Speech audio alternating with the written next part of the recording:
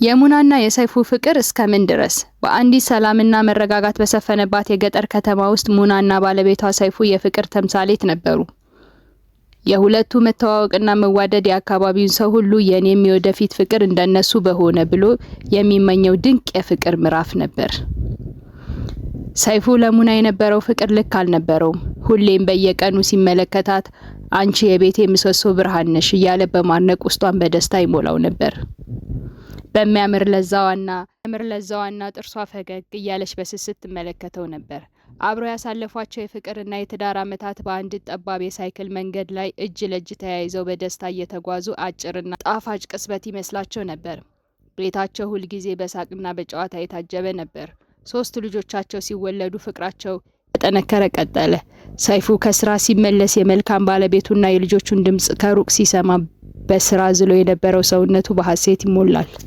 ነገር ግን ህይወት ሁል ጊዜ እንደተመኘናት አትሆንም። የሞት ጥላ በድንገት መጥቶ ሰይፉን ከሙናና ከ3 ልጆቹ ነጠለው። ያ የፍቅርና የሳቅ ቤት በድንገት በዋይታና በጩኸት ሰከረ። ሙና የህይወት አጋሯን በማጣቷ ልቧ ተሰበረ።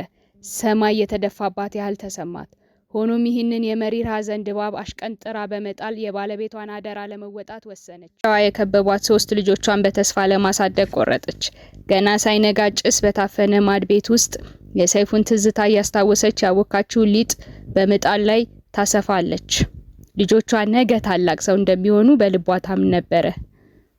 ጠዋት ልጆቿን አጣጥባ የትምህርት ቤት ዩኒፎርማቸውን አለባብሳ ቁርስ አብልታ ወደ ትምህርት ቤት ትሸኛለች። ከዛ የተጋገረውን እንጀራ በቅርጫት ተሸክማ ወደ ገበያ በመውሰድ ትሸጣለች። ይህንን ያዩ ጎረቤቶች አንቺ ሴት 3 ልጆች ይዘሽ ብቻሽን እንዴት ልታሳድጊያቸው ነው እያሉ በሐዘን ስሜት ይጠይቋታል። እሷ ግን ለባለቤቷ የገባችው ቃል በማሰብ በኩራት በፈገግታ ከፈጣሪ ጋር አሳድጋቸዋለሁ እያለች ትመልስ ነበር። የባለቤቷ ትዝታና ፍቅር የሚገኘው በልጆቿ ውስጥ እንደሆነ ታምናለች። ስለዚህ ደግሞ ማሸነፍ እንጂ መሸነፍ ምርጫ አይደለም በማለት ይህንን የተረዳችው አንዲት ብርሃን የምትባል ጎረቤቷ ይህን ጥንካሬዋን ሁል ጊዜ በማድነቅ አይዞሽ በርቺ በማለት ታበረታታት ነበር። አመታት በፍጥነት ነጎዱ። ሙና በእንጀራ ምጣድ ሙቀትና በስራ ብዛት እጆቿ ሻክረዋል።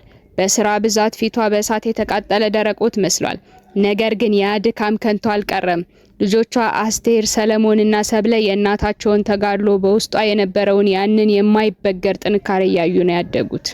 እርስ በርስ መደጋገፍ፣ መዋደድ የተማሩት ከእናታቸው ህይወት ተሞክሮ ነው። ትልቁ አስቴር ትልቅ ድርጅት ከፍታ በሀገራችን አንቱ የተባለች የኢኮኖሚ አንቀሳቃሽ ሆናለች። ተከታዩዋ ሰብለ ደግሞ በአምራች ኢንዱስትሪ ዘርፍ ውስጥ አስመጭና ላኪ በመሆን የናጠጠች ባለሀብት ሆናለች። ትንሽ ወንድማቸው ሰለሞን ደግሞ ዩኒቨርሲቲ ተመርቆ ስራ ለመጀመር እያሟሟቀ ይገኛል። የሙና ልጆች ሁሉም በተሰማሩበት የስራ መስክ ስኬታማና ለቁም ነገር የበቁ ዜጎች ሆነው 3ቱም ልጆች ተሰባስበው ለረጅም ዓመታት ከእናታቸው ጋር የኖሩበትን ያንን ያረጀ ቤት አፍርሰው ቀልብ የሚስብ አዲስ ቤት ገንብተው እናታቸውን አይዞሽ ከዚህ በኋላ እኛ አለንልሽ አሏት።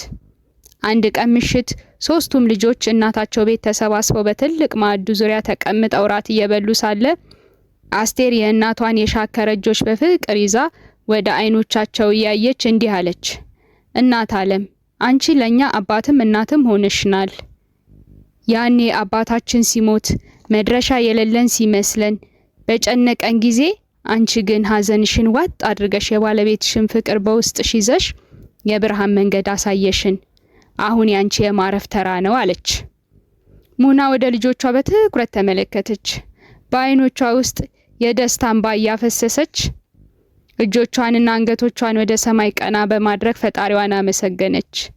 በጭስ ጠቁራና በብቸኝነት የተጓዘቻቸውን የጽናት መንገድ ዛሬ በዙሪያዋ ጥላ የሚሆን 3 ልጆች ለቁም ነገር በመብቃታቸው ደስ ተሰኘች።